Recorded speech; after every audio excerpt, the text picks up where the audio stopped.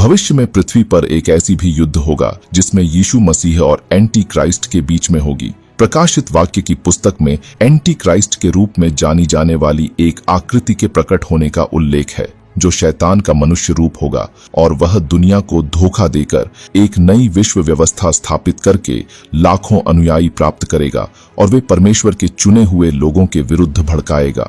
और जब anti Christ का साम्राज्य विश्वासियों पर हमला करना शुरू करेगा तो स्वर्ग का एक बड़ी दरवाजा खुलेगी और यीशु अपनी स्वर्गदूतों की सेनाओं के साथ धरती पर उतरेगा। बाइबल कहती है कि एंटी क्राइस्ट के सेनाओं का प्रयास व्यर्थ होगा क्योंकि वे पृथ्वी पर यीशु से पराजित होंगे। नंबर 2, यीशु मसीह के दूसरी आगमन से पहले जब तीसरी तुरही बजेगी तो स्वर्ग से एक तारा गिरेगी। संभवतः वह तारा एक गिरा हुआ देवदूत होगा जिसके गिरने से धरती पर बहुत गहरा गड्ढा होगा और नदियां और झरनों का पानी जहरीला हो जाएगा।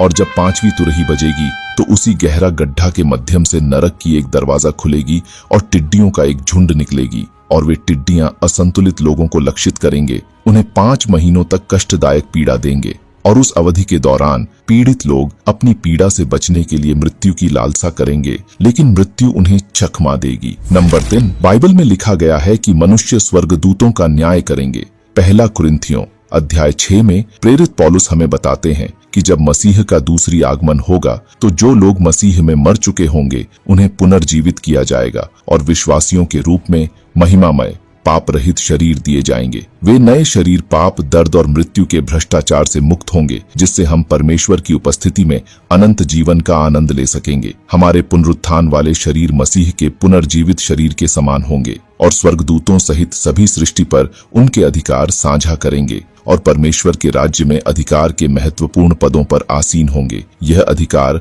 स्वर्गदूतों सहित सभी सृष्टि पर लागू होगा। विश्वासी नए यरूशलेम में रहेंगे, जो नई पृथ्वी पर एक शानदार शहर होगा जहां परमेश्वर अपने लोगों के साथ रहेंगे, अपने शाश्वत राज्य में विभिन्न भूमिकाएं निभाएंगे।